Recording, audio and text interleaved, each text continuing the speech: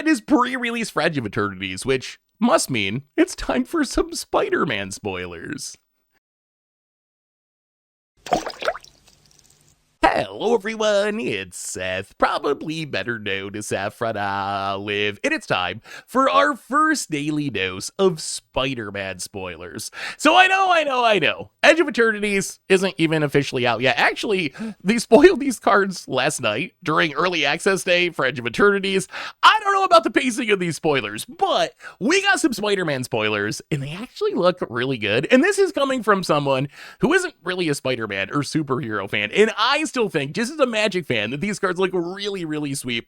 So we're going to talk some Spider-Man today. Before we get into it, I should say, the Spider-Man set doesn't release until the end of September, so these are super early spoilers. We won't get to full spoiler season until, I would guess, the beginning of September sometime, but Wizards actually gave us a lot of cards today. We got a bunch of Spider-Man, a bunch of stuff from Welcome Deck, some really interesting stuff, which means we should probably jump right into it, start talking sweet new Spider-Man cards. Before we do, two quick reminders. First, if you need any of these cards, you can order them from our sponsor Card Kingdom over at cardkingdom.com/MTGGoldfish. Second, to keep up on all the latest spoilers throughout the day, you should head on over to MTGpreviews.com. Anyway, let's talk some Spider-Man. So first up today, we get the arachnid humanoid himself in Peter Parker / Amazing Spider-Man. And this card is not only super unique, I think it's doing something that we've never seen a Magic card do before, which is pretty interesting. It's also really powerful, which I guess if you're going to make a Spider-Man set, you better make the Amazing Spider-Man kind of strong. And also, shout out to that showcase art. I don't even care about Spider-Man comics, like even a little bit, but I just love the retro comic book look of those cards. It looks so sweet on a Magic card. But anyway, Peter Parker Amazing Spider-Man, front half of the card. A 2-mana 0/1 legendary human scientist hero. When it enters, you make a 2/1 green spider creature token with reach, and then you can pay 4 mana in the back colors to transform it only as a sorcery. The backside, Amazing Spider-Man, a 4 mana Bant 4/4 with vigilance and reach. It says each legendary spell you cast that's 1 or more colors has Web-Slinging of green, white, and blue, so 3 mana in the back colors. So what is Web-Slinging? Web-Slinging is you can cast a spell for its Web-Slinging cost if you also return a tapped creature you control to its owner's hand.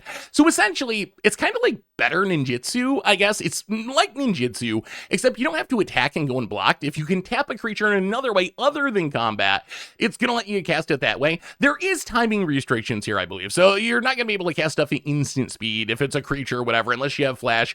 But still, it's kind of like better ninjutsu in a lot of ways. And I think this card is actually super interesting. So interesting aspect of the card number 1, it's a transforming double face card that you can cast either side from your hand. Because the backside has a mana cost, you can cast Peter Parker for 2 mana, or if you have it in your hand, you can cast Amazing Spider-Man for 4 mana, or you can cast Peter Parker on turn 2, get the spider token, and flip it from 4 mana later in the game. So there's actually a lot of flexibility here where Peter Parker / Amazing Spider-Man in its deck is probably going to be your best 2-drop and your best 4-drop, which is really, really strong. Cards that are good early and good late tend to be very good Magic cards. So it says 3 colors, right? You got to be in the right deck to make this work, but I think that it's actually a very, very powerful effect. So that part's pretty interesting. The first thing I thought of when I saw this card is it's kind of standard to Johnny Nikado Pariah. It looks very similar, right? Is this legendary 2-drop that makes a token when it enters. Sure, it's got a little less stats and probably isn't quite as busted as a Johnny, but a Johnny was a modern only card. So this reminds me a lot of like standard legal Johnny Nikado Pariah in a lot of ways. And the most obvious way to play this card is I think you could just play it for the front side in one of the Convoke style decks. If you're playing like Arabella's War Leader calls, just a 2-mana 0/1 that comes along with a 2/1 token is pretty strong if the goal of your deck is just to go wide and flood the board with creatures. So I think there will be decks that play this just for the front side, like a Boros deck that has no ability to flip Amazing Spider-Man. I think we'll still play it just purely because of what the front side does in a Convoke style deck. Also, as I mentioned, the backside of this card is kind of ridiculous. The Web-Slinging, it's kind of like better ninjutsu. It's ninjutsu, except there's way more shenanigans for the card because you can tap your creatures without putting them into combat, and we have a lot of ways to do this in Standard. We just got all the new station cards in Edge of Eternities that just let you tap your creatures to power up your planets and your spacecraft. We also have vehicles that let you tap your creatures to crew them. So I think those are the kind of shenanigans you're looking for with Amazing Spider-Man. Plus, you can still kind of do the same thing as ninjutsu, where you just swing at your opponent, that's going to tap your creatures after combat, put some huge legend to play with Amazing Spider-Man. And the fact that you can put anything into play, and you're actually casting it too, for just 3 mana, as long as it's legendary and not colorless, is kind of ridiculous. This can be getting you 3 mana Progenitises, or Valgavas, or Goltas, or any of the Song Unending.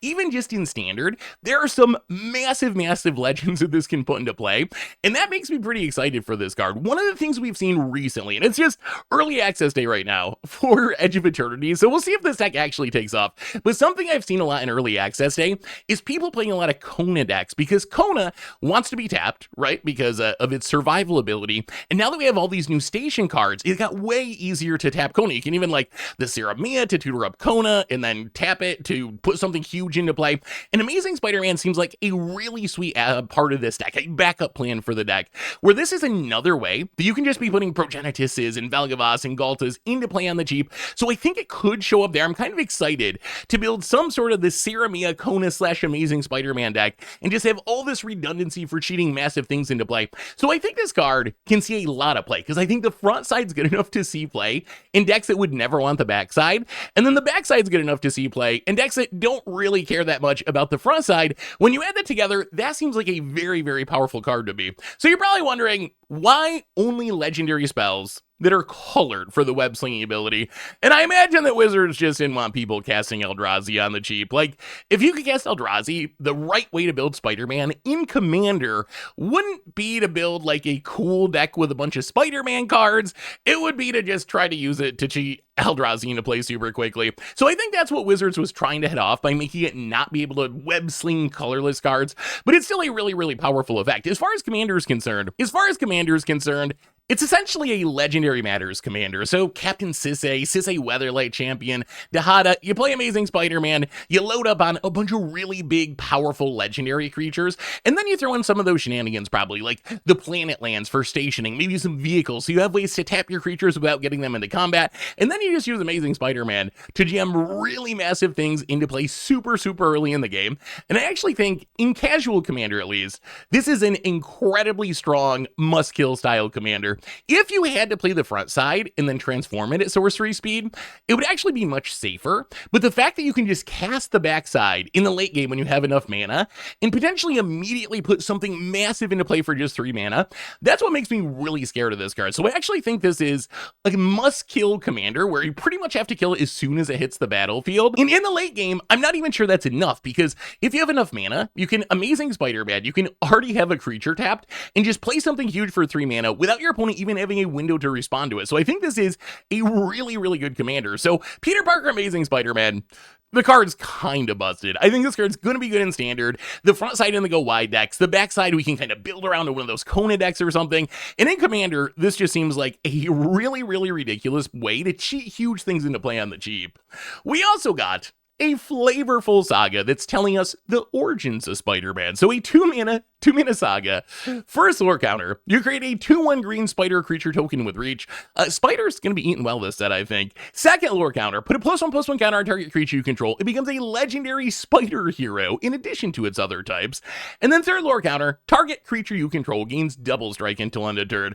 So flavor-wise, the card's pretty sweet, right? It's kind of showing the transformation into Spider-Man, where you get bit by the spider and you turn into a hero and get a little stronger, and then eventually you get super strong with double strike and smack your opponent for a ton of damage. As far as being good, I think the card's like, it's kind of okay. If you think about what it is, it's a 2-mana 2/1 reacher, so it's a grappler spider, not exactly a playable card, but then you're going to be able to turn something into a hero, get a counter, kind of like honor without the card draw, and then double strike is nice, although I will say sorcery speed double strike, way worse than instant speed double strike, because your opponent's going to be able to know what's going to get double strike, so they can chump block or kill it. So I think if this card sees play, it's probably going to be in some sort of token deck in Standard. Maybe like it works with Caretaker's Talent, right? It's another cheap way to add a body. I guess double strike might do something eventually. So maybe Caretaker's Talent, Exalted Sunborn, Elspeth Stormslayer.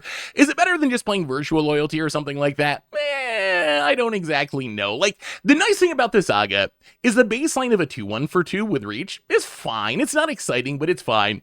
The other 2 modes I'm kind of mid on, especially the second mode, which is kind of just a flavor mode where you're like turning something into a legend, which I think is actually a drawback in some cases where you don't actually even want to have the creature be legendary, but still, the flavor is really good on this. So maybe in some sort of token deck. In Commander, I don't think the card's especially good. I think you would probably play it in a Spider-Man deck just for lore reasons, and then the other place you could play it would probably be in Saga decks, like Satsuki, Tom Bombadil, Garnet. If you just care about Sagas and Saga shenanigans, it is a very cheap Saga, which is nice, but it's not an especially powerful Saga. The other place it's cute, the one other deck, is with Sid Timeless Artificer, which is, I believe, the only card in Magic right now that actively cares about heroes.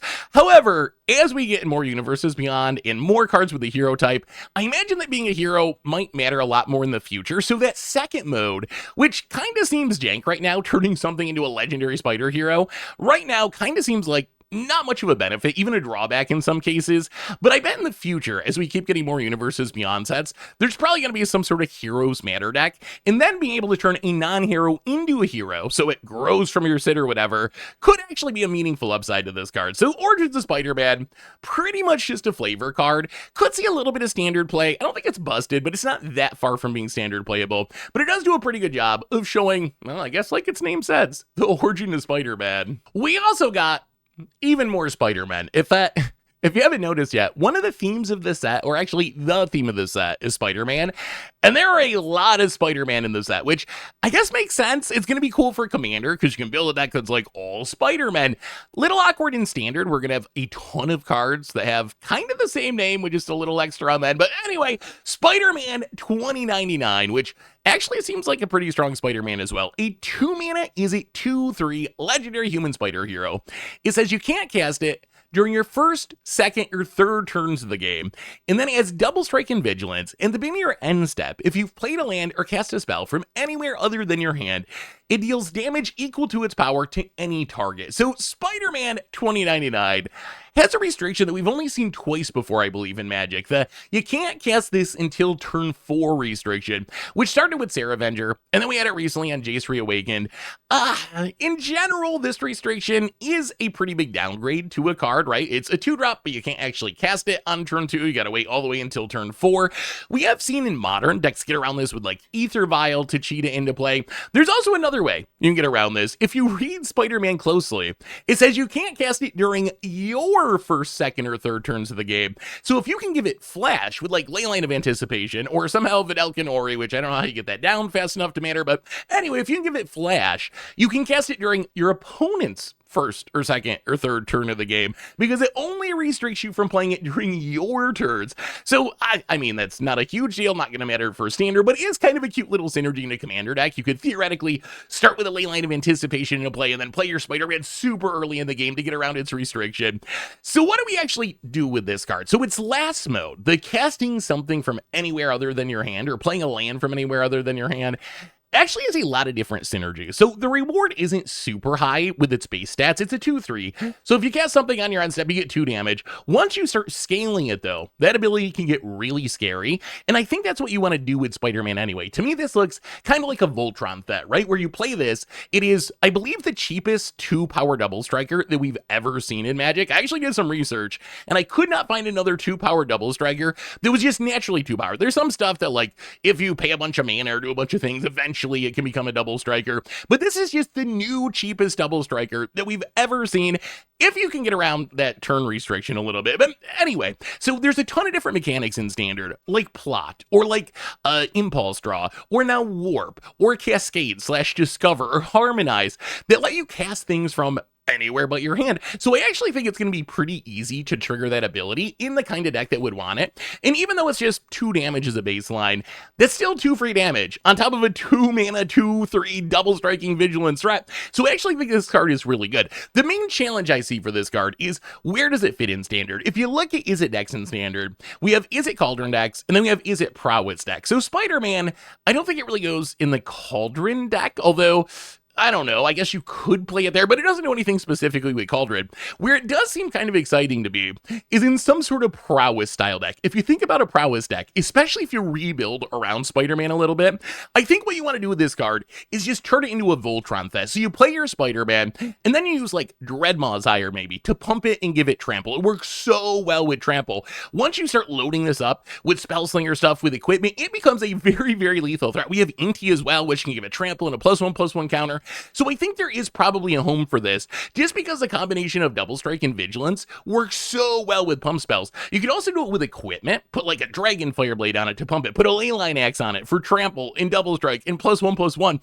A little bit awkward color-wise because it doesn't work with Cloud, which is our best equipment card in Standard right now, but maybe there's like a Jeskai equipment deck or maybe a straight Izzet equipment deck, but that's the kind of stuff I want to do with Spider-Man 2099, and once you start pumping it, that's where its second ability becomes really, really good. If Spider-Man's 5 power or 10 power, you can smash your opponent with this huge threat and then just finish them off on your end step, assuming you manage to cast something from outside your hand or play a land from outside your hand for the rest of the damage to close out the game. In Commander, you could potentially kill 2 people. You can pump this really big, one-shot someone with Commander damage, and then use its last ability to throw that damage at someone else equal to its power, maybe take them out of the game as well. So I think this Spider-Man 2099 actually is really strong. We'll have to see if the turn restriction is too big of a deal breaker.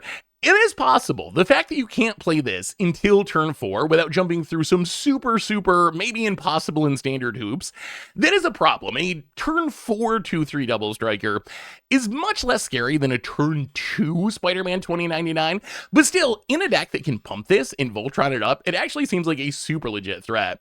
We also got a card that I absolutely hate. I actually straight up hate this card. Spider-Ham Peter Porker. So why do I hate Spider-Ham Peter Porker? I am going to explain it to you. So anyway, the card itself, Spider-Ham. It hurts my brain just saying it. It's a 2-mana 2/2 legendary spider boar hero.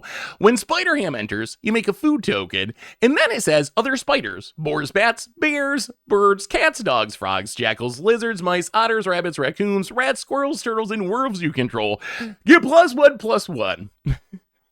So why do I hate Spider-Ham? So first I should say, the card itself is fine, right? A 2-mana 2/2 that makes a food, even as a legend, is fine. And then I assume if you're playing this, you're playing one of those 15 creature types or some combination of them, turning this into like a 2-mana lord if you're playing that deck, which is a pretty powerful effect. So the thing I hate about this card, it's really 2 things. So one thing I kind of dislike, and I wouldn't go so far as to say I hate this, but the flavor of it's pretty goofy. As someone who's not a Spider-Man fan, just reading Spider-Ham Peter Porker, it seems like an unset joke to me, except if I think of it as a Magic card and think of Magic characters like Jace or Liliana, if they made a Magic version of this, I would assume it would be in an unset, not in a standard set. So the flavor is just very, very goofy, but that's not the real reason I hate the card. Like, I can get over the flavor stuff. That's not a deal breaker for me, although I would say it is a little bit across the line for me personally, just with the goofiness level of it, with the hot dog and the Peter Porker, and it's just so unsettling to me.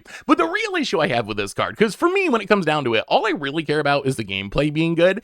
The real issue I have with this card is I think it's bad for gameplay because of that last ability. So pumping a bunch of creature types is fine. The thing I don't like about it is it's this massive list of random creature types, and I feel like it's going to be very annoying to play with. Like, imagine having this in a limited deck, and some of your creatures are probably going to be the right types, and some of the creatures are probably not going to be the right types, and every time that you play a creature, you're going to have to read this huge list of 15 creature types to figure out if the creature you played happens to be getting a +1/+1 buff, which isn't even that huge of a buff.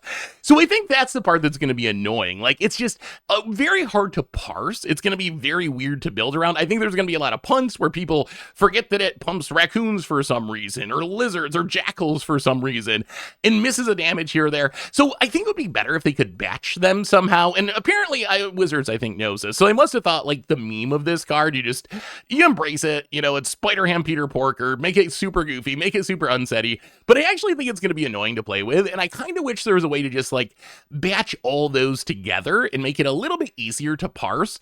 But anyway, Spider-Man Peter Porker, not really my jam, but it is a fine card, and it does work with all the Bloomburrow tribes, so there could be, awkwardly, some relevance for Standard. We also got a couple of uncommon Spider-Men, which are not actually going to be very playable, I don't think, because they're 5 mana, but they do have some good flavor. We got Spider-Man Noir is a 5 mana 4/4 menace. This is when a creature you control attacks alone. Put a +1/+1 counter on it, then you surveil X, where X is the number of counters on it, and then SP Dr. piloted by Penny, which is a 5 mana 4/4 spider hero with vigilance. When it enters, you put a +1/+1 counter on target creature. Then, when a modified creature you control deals combat damage to a player, draw a card. That could actually be fine in a modified commander deck. Like, if you have a bunch of modified creatures, it can draw a lot of cards. Also on SP Doctor, the double dashes in there. Oh my goodness, that's going to be a little bit of work for the website. That's normally how websites track split cards, is the way that they program them in and do the coding is the double dashes, and now this card has double dashes, so I'm glad I don't gotta program it. I'm just saying, but it is a little bit annoying on the programming end. We also got a bunch of cards from Spider-Man Eternal. So Spider-Man Eternal is a not standard legal, I guess, commander focused set that comes alongside the Spider-Man set. I believe it's a standalone product, but I think we'll get some of the cards in collector boosters. And honestly, these cards are kind of new player cards. We got these because Wizards spoiled all the new welcome decks. They have all the Spider-Man cards in them. So these are kind of new player cards. They're going to be nice to like introduce players to the game through Spider-Man, which I think was a really smart idea from Wizards. Use this super accessible IP that everyone knows, make a bunch of new welcome decks so you can teach new players. But as far as actually being like powerful cards that a more experienced player is going to play in their deck, I think their only uses would be mostly flavor, right? If you're building a Spider-Man deck or a Venom deck or whatever, you might want these just because they got the Spider-Man art, they work with the theme. But as far as power level, none of these cards are super good. I also mentioned that we got all the new welcome decks, which means we got a ton of commons and uncommons from the set. And these are standardly. You can see with the Spider-Man Eternal, different set symbol. If it has that spidery set symbol, that means it's not standard legal unless it's also reprinted in the main set somehow. This set symbol means main set, gonna be standard legal. As far as these cards, there's a whole bunch of them. You should check them all out over MTGPreviews.com. But there's a few that were kind of interesting that I wanted to mention briefly. Mass Meower, 1 mana 1/1 with haste that you can discard a card, sack it to draw a card. We've seen this effect be playable in like dredge decks in the past, and having haste is a little upgrade compared to the previous versions. So if you just really need to get a card in the graveyard, this is a cheap way to get it done. Spider Islanders, I don't think this card itself is very playable, but it does show off a new mechanic, which is interesting, in Mayhem. So if you read the card, it's a 4 mana 4/3, but it has Mayhem of 2 mana, and Mayhem says you can cast the card from your graveyard for its Mayhem cost. If you discarded it this turn, timing rules still apply. So kind of a twist on Madness, I would say, kind of updated Madness. Could be interesting with some of the discard decks. So we have like Monument to Endurance we have in Standard. We've seen some of the discardy like Agatha's Soul Cauldron Shark decks in Standard. So I don't think Spider Islanders is the Mayhem card that's going to break Standard, but I do think that Mayhem is a very playable ability, and it works with the like cast things from anywhere outside your hand mode that we've seen on some of the other cards. Spider Rex Earring Dino, it is just the best Colossal Dreadmaw yet. It is a 6 mana 6/6 Reach Trample Ward 2. So Colossal Dreadmaw just is getting wrecked set after set by Universes Beyond cards. Spider-Man Web-Slinger, 3 mana 3/3, but it has Web-Slinging of 1. Could be getting some sort of aggro deck, like if you can get this into play on turn 2, it's pretty above the curve. Aunt May, a 1 mana 0/2 that is legendary, unfortunately, but it says whenever another creature you control enters, you gain a life. If it's a spider, put a +1/+1 counter on it. So another Soul Sister for our standard Soul Sisters deck. As a legend, you can't overload on them, but I would probably play at least one copy in Standard Soul Sisters. Guy in the Chair, I had to shout out just because it's another card for the guy living normal life, eating sandwiches deck that is getting better set by set thanks to Universes Beyond. And now they even left the sandwich off. There's not even a sandwich there. He's just literally sitting in a chair. So I don't know. I guess this is probably a Spider-Man joke that I don't get. Romantic Rendezvous, functional reprint, 2 mana, discard a card, draw 2 cards, has some iconic Spider-Man art on there. And then the Mary Janes, kind of like Spider-Man Web-Slinger, a 4-mana 3/3, but it costs 1 less to cast for each creature that attacked this turn, and it has menace.